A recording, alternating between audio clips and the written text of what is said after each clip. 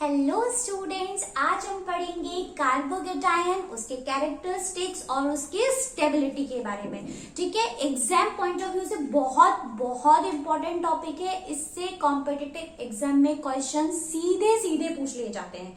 ठीक है, तो कंसंट्रेशन बोर्ड पे। ओके, स्टार्ट करते हैं। सबसे पहले कैरेक्टरिस्टिक्स ऑफ कार्बोकेटाइन। तो पहली बात तो कार्बोकेटाइन होता क्या है, ये एक रिएक्शन इंटरमीडिएट है, यानी कि रिएक्शन के बीच में बनने वाली स्पीसीज है, शॉर्ट लिव स्पीसीज है। ठीक है, रिएक्शन इंटरमीडिएट का मतलब यही है, रिएक्शन के बीच में बनने वाली शॉर्ट लिव स्पीसीज। ठीक है, उनमें से एक है कार्बोकेटाइन। सबसे पहली बात, फॉर्म्ड बाय, पहला कैरेक्टरिस्टिक्स की बनता कैसे है, फॉर्म्ड बाय हेटेरोलाइटिक क्लीवेज। हेटेरोलाइटिक क्लीवेज क्या होता है, ये हम पहले पढ़ चुके हैं बेसिक ऑर्गेनिक की क्लास में। ठीक है, देखिए, अगर मैं कार्बन से मोर इलेक्ट्रॉन नेगेटिव ग्रुप जोड़ देती हूं, ठीक है, मान लीजिए ये मोर इलेक्ट्रॉन नेगेटिव ग्रुप है, तो क्या होगा, इसकी इलेक्ट्रॉन नेगेटिविटी ज्यादा है तो ये बॉन्ड के इलेक्ट्रॉन्स को अपनी तरफ खींचेगा।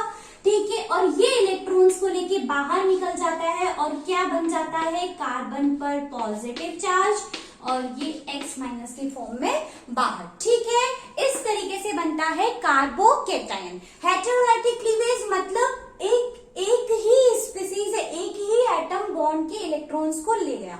ठीक है, अगर इस तरीके से होता है, मान लीजिए ये है, तो जब ऐसा क्लीवेज होगा जिसमें एक इलेक्ट्रॉन एक एटम ले ले, दूसरा इलेक्ट्रॉन दूसरा एटम, तो क्या होता है, इस तरीके की क्लीवेज को बोलते हैं होमोलाइटिक, यानी इक्वली।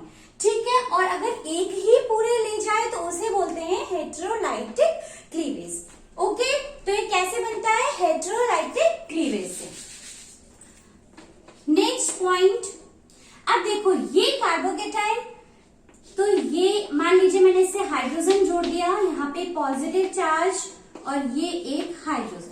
ठीक है, तो इस बॉन्ड पे भी 2 इलेक्ट्रॉन्स, इस बॉन्ड में 2 इलेक्ट्रॉन्स और इस बॉन्ड में भी 2 इलेक्ट्रॉन्स। ठीक है, एक हाइड्रोजन का एक कार्बन का, तो वैलेंस शेल में कितने इलेक्ट्रॉन होगा, 6 इलेक्ट्रॉन। तो मैं ये लिख सकती हूँ 6 इलेक्ट्रॉन इन वैलेंस शेल।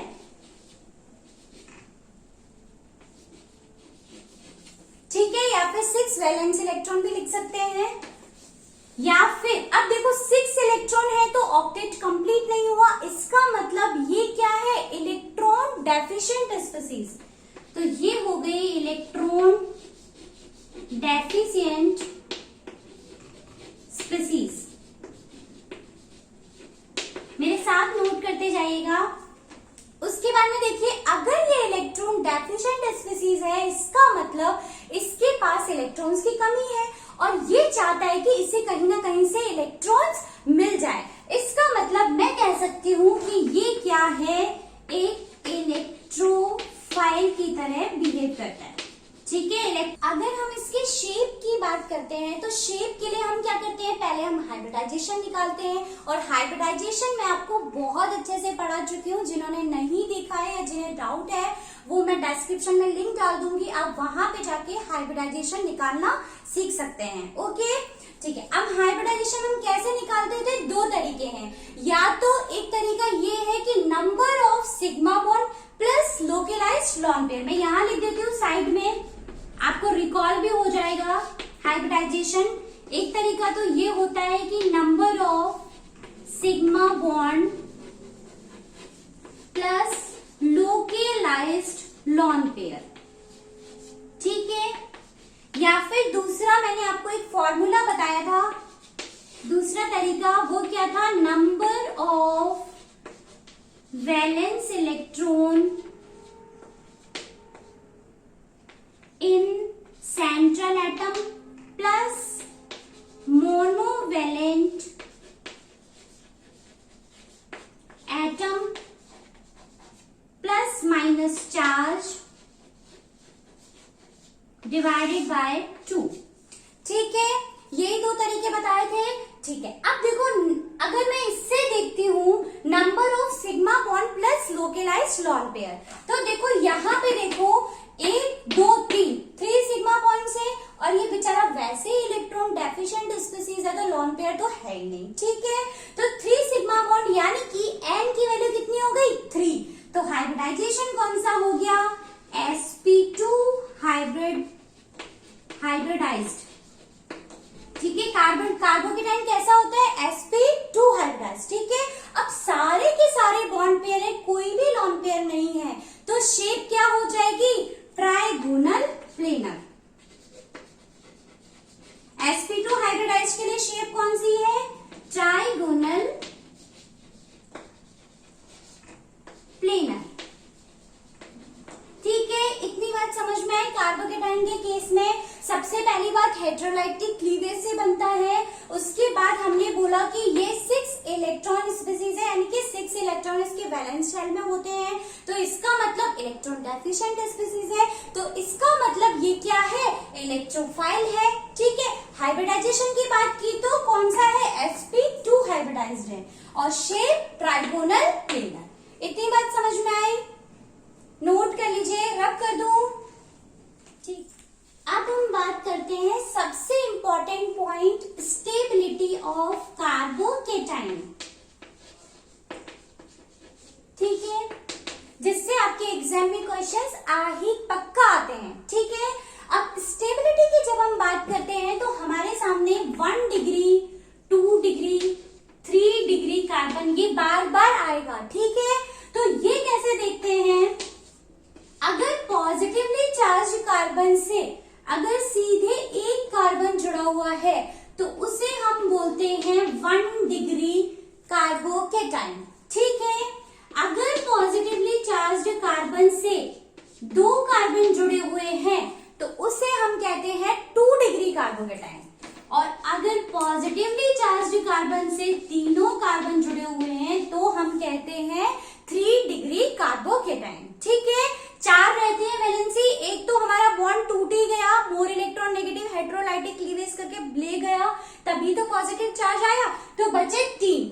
अगर तीनों अगर कार्बन है तो कौन सा 3 डिग्री, अगर 2 है तो कौन सा 2 डिग्री, और अगर 1 है तो 1 डिग्री। ठीक है, बहुत सिंपल सी बात है। चलो अब हम बात करते हैं कि हम स्टेबिलिटी की जब बात करेंगे, स्टेबिलिटी ऑर्डर के क्वेश्चन सॉल्व करेंगे, तो हमें सबसे पहले प्रायोरिटी पे किसे देना है फिर किसे देना है। ठीक है, तो सबसे पहले अगर एरोमेटिसिटी है तो वो ही मोस्ट स्टेबल होगा। ठीक है, फिर हम चेक करेंगे रेजोनेंस, उसके बाद हाइपर कॉन्जुगेशन,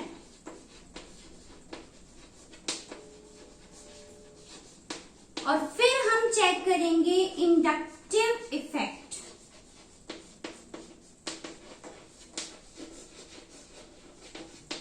यानी अगर एरोमेटिक है तो सबसे ज्यादा स्टेबल, रेजोनेंस है तो उससे कम, हाइपर कॉन्जुगेशन है तो उससे कम, और इंडक्टिव है तो इन सब में अगर देखा जाए तो सबसे ज्यादा फिर सबसे कम स्टेबल इंडक्टिव इफेक्ट वाला। ठीक है, इन ऑर्डर्स, ये प्रायोरिटी ऑर्डर रहेगा, हम क्वेश्चन सॉल्व करेंगे तो आपको सब समझ में आ जाएगा। ठीक है, ये आप नोट कर लीजिए, फिर हम क्वेश्चन प्रैक्टिस करते हैं।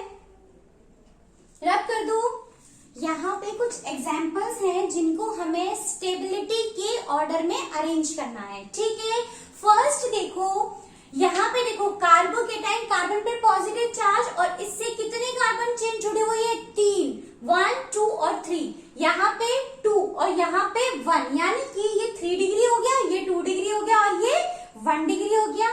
ठीक है, अब हमें इनकी स्टेबिलिटी देखनी है कि कौन ज्यादा स्टेबल है। तो देखो यहाँ पे इसका प्लस आई इफेक्ट, CH3 का प्लस आई इफेक्ट लगता है, ये मैं आपको इंडक्टिव इफेक्ट में बहुत अच्छे से पढ़ा चुकी हूँ। ठीक है, अब यहाँ देखो ये तीनों डोनेटिंग ग्रुप जुड़े हुए हैं, प्लस आई मतलब इलेक्ट्रॉन्स देंगे इसको, यहाँ पे 2 ग्रुप जुड़े हुए हैं और यहाँ पे एक ही ग्रुप जुड़ा हुआ है। ठीक है, अब ये इलेक्ट्रॉन डेफिशिएंट स्पीसीज है, यानी कि इसके पास इलेक्ट्रॉन की कमी है, तो कार्बोकेटाइन की स्टेबिलिटी कौन बढ़ाएगा?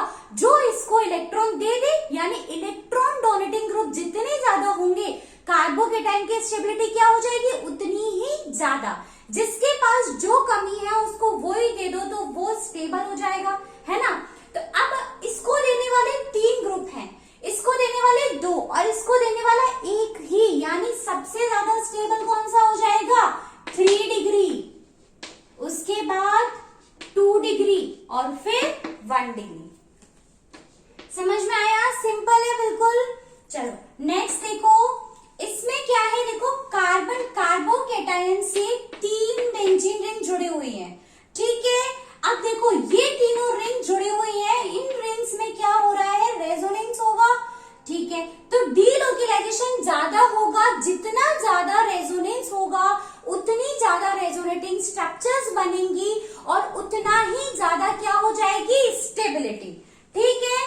तो सबसे ज्यादा रेजोनेंस किसमें होगा? इसमें। देखो इसमें 3 रिंग्स में रेजोनेंस होगा और इसमें 2 रिंग में रेजोनेंस होगा और इसमें 1 ही रिंग में रेजोनेंस हो रहा है, ठीक है। तो क्या हो जाएगा? ये वाला सबसे ज्यादा स्टेबल, फिर ये एंड फिर ये। समझ में आया स्टेबिलिटी? ठीक है। नेक्स्ट देखो, यहाँ पे देखो कार्बन, यहाँ पे इस वाले कार्बन पर पॉजिटिव चार्ज है, ठीक है। अब हमने हाइपर कॉन्जुगेशन में क्या पढ़ा था? जितने ज्यादा अल्फा हाइड्रोजन उतनी ज्यादा हाइपर कॉन्जुगेटिव स्ट्रक्चर्स और उतनी ही ज्यादा क्या हो जाएंगी? स्टेबिलिटी, ठीक है। जिन्होंने हाइपर कॉन्जुगेशन और इंडक्टिव इफेक्ट रेजोनेंस वाले वीडियोस नहीं देखे हैं, पहले आप वो देख लीजिएगा, तो आपके लिए ये बहुत आसान हो जाएगा। मैं डिस्क्रिप्शन में लिंक डाल दूंगी, ठीक है। जिन्होंने देख लिए उन्हें तो समझ में आ ही गया होगा, क्योंकि वहां पे भी हमने थोड़ा थोड़ा डिस्कस किया था, ठीक है। अब देखो पॉजिटिव चार्ज कार्बन के जस्ट बगल वाला कार्बन कौन सा होता है? अल्फा कार्बन, और उस कार्बन पर जुड़ी हुई हाइड्रोजन क्या कहलाती है? Alpha hydrogen. तो अब यहाँ पे देखो ये अल्फा कार्बन और ये अल्फा कार्बन, ठीक है। इस कार्बन से 2 हाइड्रोजन और इस कार्बन से 1 हाइड्रोजन जुड़ी हुई है, तो टोटल कितनी हो गई? 3 अल्फा हाइड्रोजन, ठीक है। यहाँ पे देखो 1, 2 एंड 3 अल्फा कार्बन हो गए। चलो इससे 2 हाइड्रोजन, इससे 2 हाइड्रोजन और इससे कितने हाइड्रोजन जुड़े हुए हैं? 1 हाइड्रोजन, तो टोटल कितनी हो गई? 5 अल्फा हाइड्रोजन। आपको ये तो समझ आ रहा है? देखो ये कार्बन, इसकी ये 2 वैलेंसी, अब 2 फ्री है तो हम किससे सेटिस्फाई कर देंगे? हाइड्रोजन से। सेम यहाँ पे भी, यहाँ देखो इस कार्बन से 1, 2, 3 वैलेंसी फुल हो चुकी है, अब हम किससे लगा देंगे? 1 हाइड्रोजन यहाँ पे लगा देंगे, ठीक है। तो क्या हो गई? 5 अल्फा हाइड्रोजन। अब इसमें देखो, ये देखो यहाँ पे 3, यहाँ पे भी 3 और यहाँ पे कितनी हो गई? 1, तो कितनी हो गई टोटल? 7 alpha hydrogen. जितनी ज्यादा अल्फा हाइड्रोजन उतनी ज्यादा हाइपर कॉन्जुगेटिव स्ट्रक्चर्स और उतनी ज्यादा स्टेबिलिटी। तो सबसे ज्यादा स्टेबल कौन सा हो जाएगा? ये वाला, फिर ये वाला, फिर ये वाला। सबसे कम स्टेबल कौन सा हो जाएगा? ये वाला, ठीक है। नेक्स्ट देखो, बहुत ही बढ़िया एग्जांपल है। देखो यहाँ पे इस वाले कार्बन पर पॉजिटिव चार्ज, ठीक है। यहाँ पे डबल बॉन्डेड कार्बन पे और यहाँ पे ट्रिपल बॉन्डेड में, ठीक है। तो यहाँ देखो sp3 हाइब्रिडाइजेशन है क्या? सिंगल बॉन्डेड कार्बन है। यहाँ देखो sp2 हाइब्रिडाइजेशन और यहाँ पे sp हाइब्रिडाइजेशन, ठीक है। अब यहाँ से यहाँ जाने पर परसेंटेज s करेक्टर इंक्रीज हो रहे हैं क्या? देखो sp हाइब्रिडाइजेशन यानी कि 50% s करेक्टर, 50% p करेक्टर। तो सबसे ज्यादा परसेंटेज s करेक्टर कहाँ पे है? यहाँ पे, ठीक है। तो जितने ज्यादा परसेंटेज s करेक्टर बढ़ते जाएंगे, इलेक्ट्रॉन नेगेटिविटी भी क्या होती है? बढ़ती है। Percentage s character increases, electron negativity increases, ठीक है। यानी सबसे ज्यादा इलेक्ट्रोनेगेटिविटी किसकी हो जाएगी? इसकी। और हम ये जानते हैं कि मोर इलेक्ट्रॉन नेगेटिव पर पॉजिटिव चार्ज हाईली अनस्टेबल होता है, ठीक है। Positive on more electron negative highly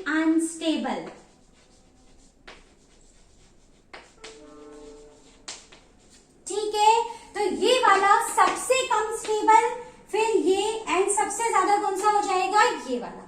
ठीक है, समझ में आया? बिल्कुल सिंपल है। चलो आप ये नोट कर लीजिए। नेक्स्ट क्वेश्चन देखिए, 5th वाला। इसमें देखो बहुत अच्छा धोखा है। क्या है? देखो यहाँ पे बहुत ज्यादा डिलोकेलाइजेशन हो रहा है, ज्यादा रेजोनेटिंग स्ट्रक्चर बनेंगी। ठीक है, यहाँ पे उससे कम हो रहा है और यहाँ तो बिल्कुल नहीं हो रहा। ठीक है, तो हम क्या करते हैं, सबसे ज्यादा स्टेबल ये वाला, फिर ये वाला, और सबसे कम स्टेबल कौन सा हो जाएगा, फर्स्ट। ठीक है, जबकि क्या हो जाएगा, रॉन्ग, है ना? क्यों? क्योंकि देखो यहाँ पे ये एंटी एरोमेटिक है, क्योंकि यहाँ पे 4 पाई डीलोकेलाइज्ड इलेक्ट्रॉन्स है। ध्यान से देखो, 4 पाई डीलोकेलाइज्ड इलेक्ट्रॉन्स हैं। मैं यहाँ पे लिख रही हूं 4 पाई डीलोकेलाइज्ड इलेक्ट्रॉन मतलब क्या होता है, एंटी एरोमेटिक।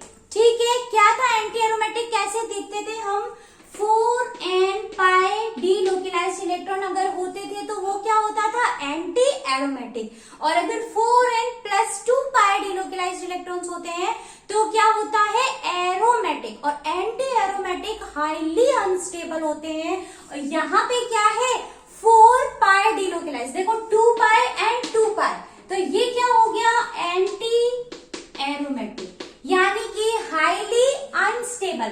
तो स्टेबिलिटी ऑर्डर में सबसे कम स्टेबल तो कौन सा हो गया, 3rd वाला। चलो अब अगर हम 2nd और 1st में देखें तो यहाँ पे डिलोकेलाइजेशन हो रहा है, जबकि यहाँ पे कुछ भी नहीं हो रहा। तो सबसे ज्यादा स्टेबल कौन सा हो जाएगा, 2nd, फिर 1st। ठीक है, ये ऑर्डर नहीं है कि 3rd कर दो फिर 2nd फिर 1st, नहीं, सबसे कम 3rd, फिर 1st, और सबसे ज्यादा कौन सा हो जाएगा, 2nd। ठीक है, समझ में आया? चलो नेक्स्ट देखो क्या है। इसमें देखो क्या हो रहा है, इस वाली रिंग में अगर रेजोनेंस कराते हैं तो ये बॉन्ड यहाँ, ये बॉन्ड यहाँ, तो क्या होगा, इस वाले कार्बन पर कौन सा चार्ज आ जाएगा, पॉजिटिव चार्ज। और पॉजिटिवली चार्ज्ड कार्बन के बगल वाला कार्बन कौन सा कार्बन होता है, अल्फा कार्बन, और उससे जुड़ी हुई हाइड्रोजन अल्फा हाइड्रोजन। तो इस वाले कार्बन, इस वाले में कितनी अल्फा हाइड्रोजन है, 3 अल्फा हाइड्रोजन। ठीक है, इसमें देखो इस वाले कार्बन पर कितनी अल्फा हाइड्रोजन है, 2। उसके बाद इस वाले में कितनी है, 1 अल्फा हाइड्रोजन। और ये हो गया यहाँ पे 0 अल्फा हाइड्रोजन, क्योंकि देखो ये कार्बन और इस कार्बन से जुड़ा हुआ ये कार्बन, और इसकी सारी की सारी वैलेंसी फुल हो चुकी है, इसमें कोई भी हाइड्रोजन नहीं है। तो सबसे ज्यादा अल्फा हाइड्रोजन कहाँ पे, यहाँ पे, यानी कि सबसे ज्यादा हाइपर कॉन्जुगेटिव स्ट्रक्चर्स और सबसे ज्यादा स्टेबिलिटी। तो ये सबसे ज्यादा स्टेबल, फिर ये। समझ में आया? नेक्स्ट देखो, यहाँ पे क्या है, सेम है ये वाला पूरा ग्रुप, लेकिन ये जो CN जुड़ा हुआ है इसकी पोजीशन अलग अलग है। यहाँ पे नहीं है, यहाँ पे ऑर्थो पे है, यहाँ पे मेटा पे है, एंड यहाँ पे पैरा पे है। ठीक है, अब हम देखेंगे कि इसका कौन सा इफेक्ट लग रहा है। चलो यहाँ पे तो कुछ भी नहीं है तो कोई इफेक्ट नहीं लग रहा। यहाँ पे देखो ऑर्थो पे साइन एट का CN का माइनस आई इफेक्ट लगता है। ठीक है, और यहाँ पे रेजोनेंस भी हो रहा है। ठीक है, इसका -M इफेक्ट भी लगता है। ठीक है, ये सब हम रेजोनेंस वाले वीडियो में ढंग से पढ़ चुके हैं। जिनको डाउट है, जिनको नहीं समझ में आ रहा है, वो प्लीज पहले वहां पे रेजोनेंस देख ले, उसके बाद में हम ये क्वेश्चन सॉल्व करें। ठीक है, चलो अब देखो यहाँ पे ये कौन सा मेटा पोजीशन पे, और मैंने वहां पे आपको बताया था कि मेटा पोजीशन पे रेजोनेंस वर्क नहीं करता है। यहाँ रेजोनेंस कहाँ पे ऑर्थो और पैरा पे देखते हैं। ठीक है, मेटा पे सिर्फ क्या लगता है, इंडक्टिव इफेक्ट, यानी कि यहाँ पे ओनली -I इफेक्ट है। ठीक है, और यहाँ पे फिर से -I और -M इफेक्ट है।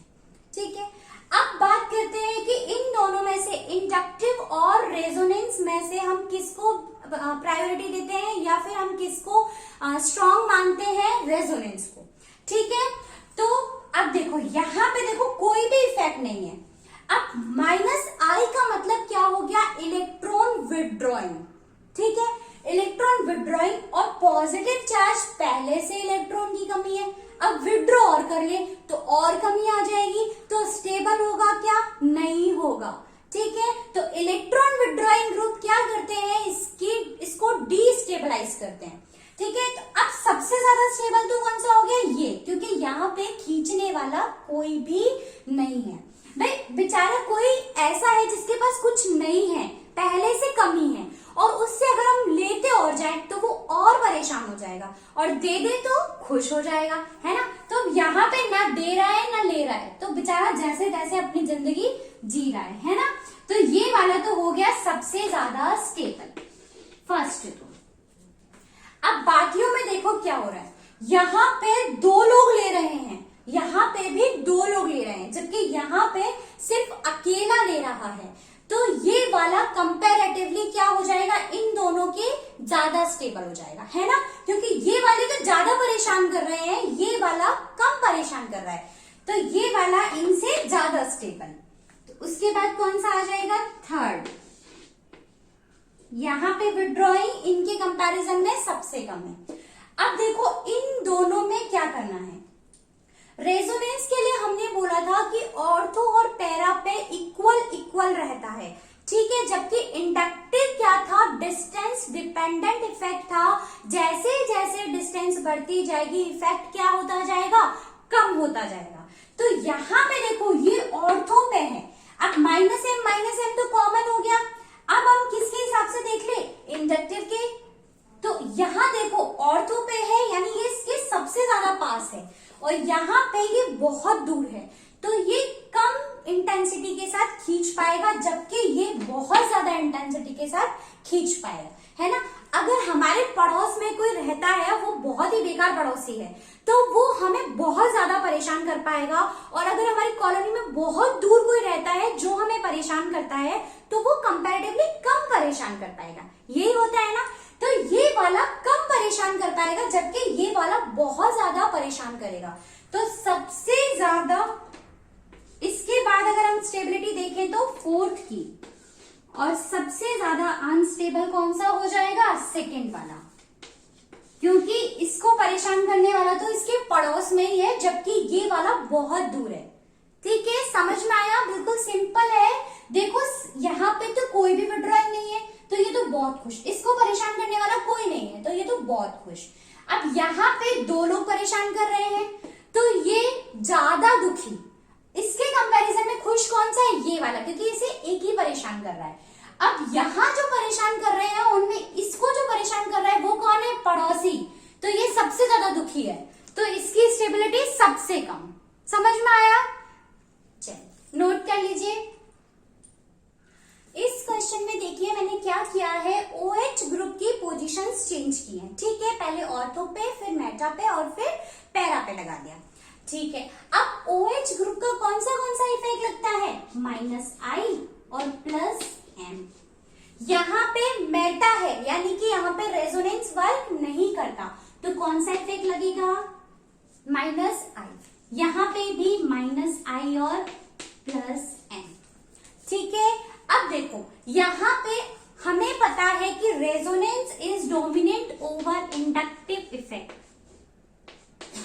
यानी कि +M -I पर डोमिनेंट हो जाएगा, यानी हम किसके हिसाब से क्वेश्चन सॉल्व करेंगे, -M के हिसाब से, ठीक है। तो देखो यहाँ पे +M, यहाँ पे प्लस, यानी कि ये तो पता चल गया कि यहाँ पे डोनेटिंग ग्रुप्स हैं, जबकि यहाँ विड्रॉइंग और यहाँ पे कुछ भी नहीं, तो इन दोनों की स्टेबिलिटी क्या हो जाएगी, इनके कंपैरिजन में ज्यादा हो जाएगी।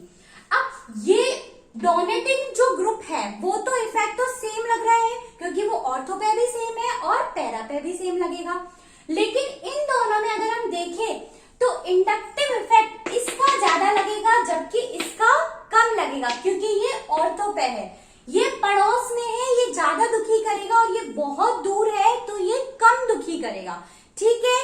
तो जो ज्यादा दुखी करेगा उसकी स्टेबिलिटी क्या हो जाएगी, कम, और जो कम दुखी करेगा वो क्या हो जाएगा, ज्यादा स्टेबल। तो सबसे ज्यादा स्टेबल कौन सा हो गया, फोर्थ, उसके बाद सेकंड, ये तो बहुत ही ज्यादा परेशान कर रहा है, और जबकि इस पर कोई इफेक्ट नहीं है, तो फिर कौन सा आ जाएगा, फर्स्ट, एंड फिर सबसे कम स्टेबिलिटी किसकी हो जाएगी, थर्ड की, क्योंकि थर्ड में ओनली विड्रॉइंग इफेक्ट लग रहा है। ठीक है, समझ में आया। देखो यहाँ पे डोनेटिंग था, यहाँ पे भी डोनेटिंग, तो इन दोनों की स्टेबिलिटी तो सबसे ज्यादा हो गई, यहाँ पे विड्रॉइंग, तो इसकी स्टेबिलिटी सबसे कम हो गई। ठीक है, अब इन दोनों में से देखना था तो प्लस एम तो सेम है, लेकिन माइनस आई यहाँ पे ज्यादा, तो ये कम स्टेबल हो जाएगा, जबकि ये ज्यादा स्टेबल। समझ में आया। चलो अब देखो, ये बहुत अच्छा क्वेश्चन है।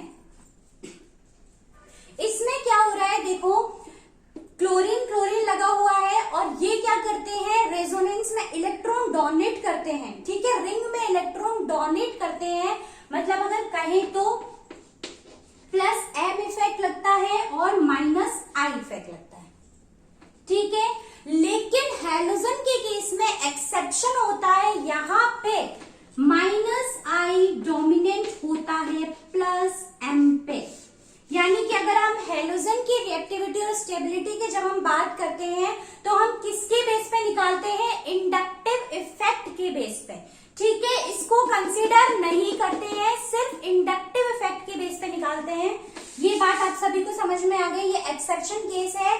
ठीक है, तो अब देखो यहाँ पे माइनस आई के हिसाब से निकालेंगे, और माइनस आई, अब इसमें तो कोई भी विड्रॉइंग इफेक्ट नहीं लग रहा है। ठीक है, तो ये वाला हो जाएगा फर्स्ट वाला सबसे ज्यादा स्टेबल। ठीक है, उसके बाद में इनमें क्या हो जाएगा, सेकंड वाला सबसे कम स्टेबल, क्योंकि यहाँ पे इंडक्टिव माइनस आई विड्रॉइंग पावर सबसे ज्यादा है, तो ये सबसे कम स्टेबल।